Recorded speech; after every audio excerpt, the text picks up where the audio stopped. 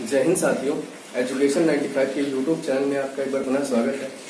आशा करता हूं कि आप लोग स्वस्थ होंगे, मस्त होंगे और अपनी अपनी जीत की तैयारियों में व्यस्त होंगे। ठीक है, आपको पता है हम मध्य प्रदेश इतिहास के बारे में चर्चा कर रहे हैं और उसके तहत हम पार्ट 1 को भी क्लियर कर चुके हैं। आज जो हमारा विषय होगा वो होगा मध्य प्रदेश में पूरा पाषाणकालीन स्थल के बारे में। मगर वीडियो को स्टार्ट करने से पहले मेरा आप लोगों से विनम्र निवेदन है कि जो मैं हमेशा करता हूँ आपसे, मेरा पहला निवेदन ये है कि आप चैनल को मैक्सिमम लोगों तक शेयर करिए और सब्सक्राइब करवाइए और मैं वीडियो बनाऊं। दूसरा मेरा सबसे अहम निवेदन ये है आपसे कि अगर वीडियो देखने के दौरान आपके पास कोई भी एडवर्टीजमेंट आए तो उसको पूरा देखिए। क्यों? क्योंकि उसी से देखो यार 2-4 पैसे की इनकम होने वाली है और वही मेरा मोटिवेशन है। और इसी को आप स्किप कर दोगे तो मेरा मोटिवेशन कैसे बढ़ेगा, राइट? तो उसको आप देखिए और मैं वीडियो बनाऊं। तीसरी चीज ये है कि क्या हुआ कि कल मैंने अपना वीडियो प्रमोट किया, व्हाट्सएप में एक बंदे को भेजा, तो उन्होंने कि ये कहा कि मैं शाम को देखूंगा, इवनिंग में देखूंगा, रात को देखूंगा। तो ऐसा ना करें, अगर देखना है तो रात को सुबह ही देख लें, ऑन द स्पॉट देख लें, और नहीं देखना है तो कोई इशू नहीं है ना। तो ये सारी की सारी चीजें करें और मैं वीडियो बनाऊं। तो चलिए आज की शुरुआत करते हैं पार्ट 2, मध्य प्रदेश में पाषाणकालीन स्थल। ठीक है, पाषाणकालीन स्थल की शुरुआत करने से पहले एक बार क्विक रिवीजन करते हैं पीछे का। कल हमने ये देखा था कि मध्य प्रदेश में पत्थरों का जो कालखंड है वो कैसा है। पूरा पाषाण काल है, मध्य पाषाण काल है, नव पाषाण काल है ना। और मध्य प्रदेश में पुरातत्व डिपार्टमेंट कहाँ कहाँ पे है, इसके खोजकर्ता कौन है ना। और मध्य प्रदेश की साइट्स कहाँ कहाँ पे हैं, इनके खोजकर्ता क्या है, उसके आगे हम आज चर्चा करने वाले हैं।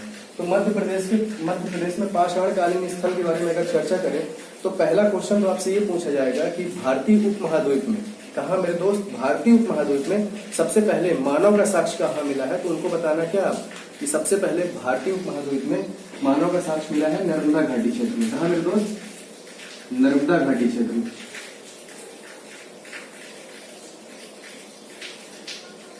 पूरे मध्य प्रदेश में नहीं बल्कि पूरे भारत में सबसे पहले अगर मानव के साक्ष्य मिले कहीं तो कहाँ पे मिले हैं? नर्मदा घाटी क्षेत्र में। ठीक है, अब उसके बाद पूरा पाषाणकालीन स्थल के बारे में चर्चा की जाती है। तो मैंने कल आपको बताया था कि 3 पत्थरों का कील कालखंड है। पहला है पूरा पाषाण काल, सेकंड वन मध्य पाषाण काल, और लास्ट वन नव पाषाण काल। ठीक है, तो इन तीनों में हम साइट्स के बारे में देखेंगे, कौन कौन सी साइट्स कहाँ मिली। तो सबसे पहले हम पूरा पाषाण काल और मध्य पाषाण काल की साइट्स को देखते हैं। तो उनमें जो पहला नाम निकल के आता है वो है हथनौरा। क्या है मेरे दोस्त? हथनौरा। ठीक है, अगर हथनौरा की बात करें, हथनौरा की खोज हुई थी 1982 में, 1982 में। भूवैज्ञानिक थे डॉक्टर अरुण सोनकिया महोदय ने हथनौरा की खोज की और उन्होंने इस खोज से बता दिया कि हथनौरा में मानव की खोपड़ी के साक्ष्य हैं। तो पेपर सेटर आपसे पूछेगा कि मानव की खोपड़ी के साक्ष्य मध्य प्रदेश के किस जिले से मिले हैं, तो आप बताना कि हथनौरा जो कि सीहोर जिले में पड़ता है। ठीक है, दूसरी साइड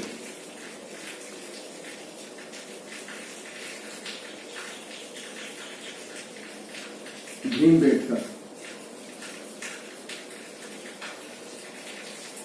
अगर भीमबेटका की बात करें मेरे दोस्त, तो भीमबेटका की जो खोज करता थे वो थे डॉक्टर विष्णुधर। इन्होंने 1957 में भीमबेटका की खोज की और ये कहा कि भीमबेटका में पाषाणकालीन गुफाएं बहुत सारी हैं और जो ये पाषाणकालीन गुफाएं हैं ये रॉक पेंटिंग के लिए फेमस है। तो पेपर सेटर आपसे पूछेगा और व्यापक का बहुत पेट सवाल है कि रॉक पेंटिंग के लिए कौन सी जगह फेमस है, तो आप उनको बताना क्या? भीमबेटका।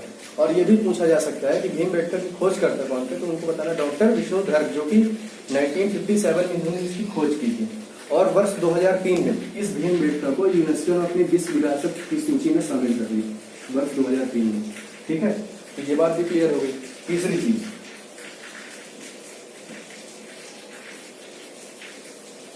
महादेव की परिजा। तीसरी साइट है मेरे दोस्त महादेव की परिजा। अगर महादेव की परिजा की बात करें तो महादेव की परिजा की खोज करते थे डॉक्टर सुपेकर। क्या थे मेरे दोस्त? डॉक्टर सुपेकर।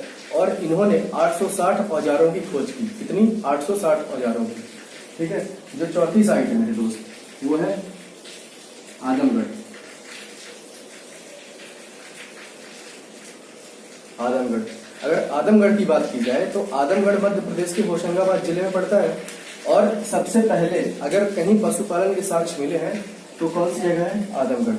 ठीक है, तो ये चारों जो साइट है ये है आपकी पूरा पाषाणकालीन और मध्य पाषाणकालीन की साइट। इसके अलावा पेपर सेटर आपसे कोई सवाल नहीं पूछेगा, इतने में ही पूरे क्वेश्चन आ जाएंगे आपके। एक क्वेश्चन और बन सकता है यहाँ से कि ऐसी कौन सी साइट है जहाँ पे मध्य पाषाणकाल, नव पाषाणकाल और पूरा पाषाणकाल तीनों व्यक्तियों के रहने का साक्ष्य मिला है? तो वो साइट मेरे दोस्त क्या? भीमबेटका।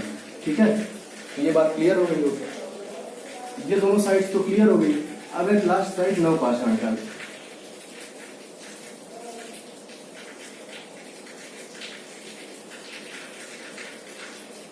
अगर नव पाषाण काल की बात की जाए तो नव पाषाण काल जो था वो मध्य पाषाण काल और पूरा पाषाण काल के बाद में देखने को मिलता है।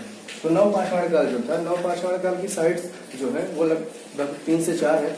और पेपर सेटर हमेशा यही पूछेगा कि ये साइट्स किस कालखंड से बिलोंग करती हैं। तो जो 4 साइट है उनके मैं नाम लिख देता हूँ। पहली है भोपाल। क्या मेरे दोस्त? भोपाल। भोपाल के पास एक जगह है, उसका नाम है बैरागढ़, जिसका नाम अब चेंज हो गया है संत हिरदाराम नगर, भोपाल। दूसरी है जबलपुर, थर्ड वन चटकरा और एरण। ठीक है, तो जो बैरागढ़ है वो भोपाल जिले में आता है। जबलपुर तो आपको क्लियर ही होगा। जबलपुर में भी 2-4 जगह हैं, जैसे भेड़ा घाट, तिलवारा घाट। ठीक है, और जो जटकरा है, जटकरा मध्य प्रदेश के छतरपुर जिले में पड़ता है। कहाँ मेरे दोस्त? छतरपुर में। और एरण मध्य प्रदेश के सागर जिले में पड़ता है, सागर। तो ये साइट थी आपकी कहाँ की? नव पाषाण काल। यहाँ से पेपर सेटर आपसे ये पूछेगा कि जटकरा मध्य प्रदेश के किस जिले में? तो आप बताना कहाँ? छतरपुर। सागर किस जिले, एरण किस जिले में है? सागर में। यहाँ से यही छोटे मोटे सवाल निकल के आएंगे। अगर एमपीपीएससी यहाँ से सवाल पूछेगा तो ये पूछेगा कि नव पाषाण काल को डिफाइन करो। तो आप उनको बताना कि नव पाषाण काल, मध्य पाषाण, पूरा पाषाण काल और मध्य पाषाण काल के बाद देखने को मिलता है। यहाँ पे 4-5 साइट देखने को प्रमुख मिलती हैं, जो कि है भोपाल, जबलपुर, जटकरा और एरण। भोपाल में बैरागढ़, जबलपुर में भेड़ा घाट, तिलवारा घाट और एरण जो कि सागर जिले में पड़ता है, और जटकरा जो कि छतरपुर जिले में पड़ता है। ये बात भी क्लियर हो गई होगी। उसके बाद पूरा पाषाण काल, मध्य पाषाण काल और नव पाषाण के बाद हम आते हैं ताम्र पाषाण काल में। कहाँ मेरे दोस्त? ताम्र पाषाण काल।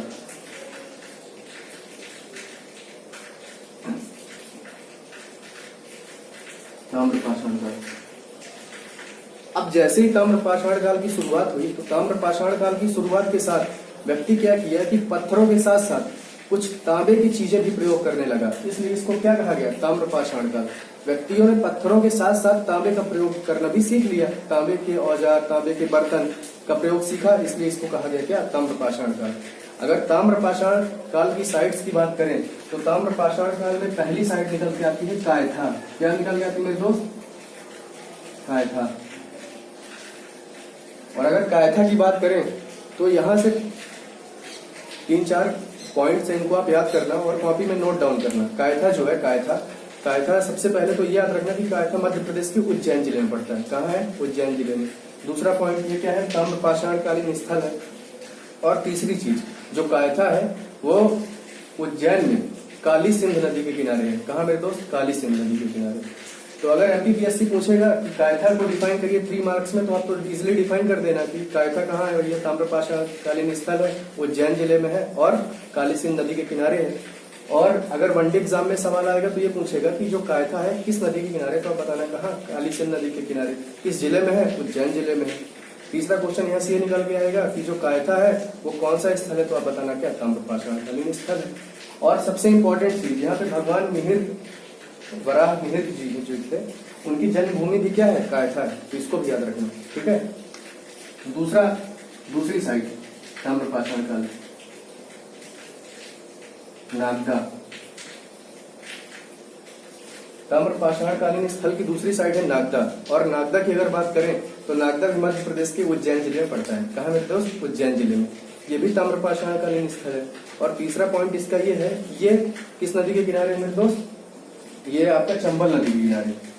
तो आप बताना ये कहाँ पे है? चंबल नदी किनारे। यहाँ पे डाउट होगा, ये चंबल नदी किनारे है और ये काली सिंध नदी किनारे, काली सिंध।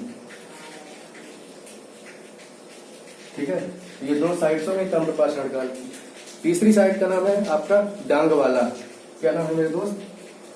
डांगवाला, डांगवाला ऐसे। जो डांगवाला है ये भी मध्य प्रदेश के उज्जैन जिले में, और ये भी ताम्रपाषाण कालीन स्थल है। तो ये पूछा जाएगा कि डांगवाला मध्य प्रदेश के किस जिले में पड़ता है? तो आप बताना क्या? उज्जैन जिले में। ठीक है, चौथी साइड एरण। एरण जो है मध्य प्रदेश के सागर जिले में, मैंने आपको पहले ही बताया। और जो एरण है, एरण से तांबे की कुल्हाड़ी के साक्ष्य मिले हैं। सबसे इंपॉर्टेंट पूछा जाता है कि तांबे की कुल्हाड़ी के साक्ष्य सर्वप्रथम कहाँ मिले हैं? तो आप बताना क्या? एरण। एरण से सर्वप्रथम तांबे की कुल्हाड़ी के साक्ष्य मिले हैं। बड़ा इंपॉर्टेंट है ना एरण, मध्य प्रदेश के सागर जिले में है और ताम्रपाषाण कालीन स्थल है। ठीक है, तो ये एरण की बात हो गई। पांचवी साइड है आपकी गुमरिया। क्या मेरे दोस्त? गुमरिया।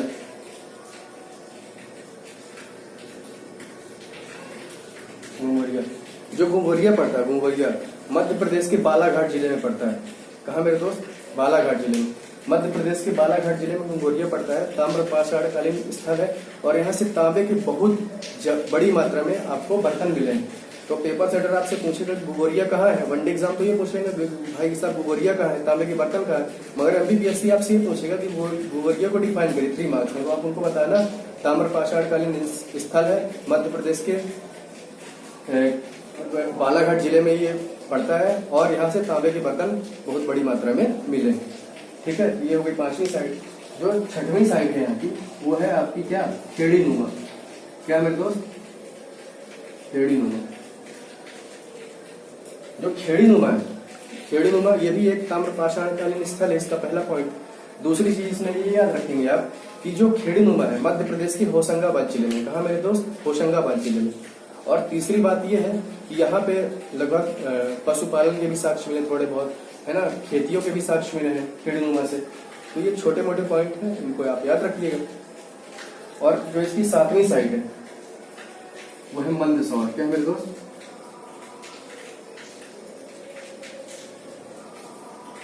मंदसौर। तो मंदसौर क्या है? एक ताम्रपाषाण कालीन स्थल है और यहाँ पे 3 साइड है इसकी प्रमुख। अवरा। क्या? अवरा, इंद्रगढ़ और नाहरगढ़। ये 3 साइट्स हैं, अवरा, इंद्रगढ़ और नाहरगढ़। मंदसौर में 3 साइट्स, अवरा, इंद्रगढ़ और नाहरगढ़। यहाँ से ताम्रपाषाण कालीन स्थल मिले। तो पेपर सेटर आपसे ये पूछेगा कि अवरा मध्य प्रदेश के किस जिले में है? तो क्या बताओगे आप? मंदसौर जिले में। इंद्रगढ़ किस जिले में है? भाई साहब मंदसौर। और नाहरगढ़ कहाँ है? मंदसौर जिले में। ठीक है, तो ये हुई आपकी पुरापाषाण काल की साइड, मध्यपाषाण काल की साइड और नवपाषाण काल की साइड। और ये हुई आपकी ताम्रपाषाण काल की साइड। तो यहाँ से साइड्स का चैप्टर होता है क्लोज। अगले वीडियो में हम स्टार्ट करेंगे मध्य प्रदेश में हड़प्पा, लौह युग और वैदिक युग। इसी के साथ इस वीडियो लेक्चर को करते हैं समाप्त। आने वाली वीडियो का इंतजार करिए और शेयर करिए, सब्सक्राइब करिए। Thank you so much.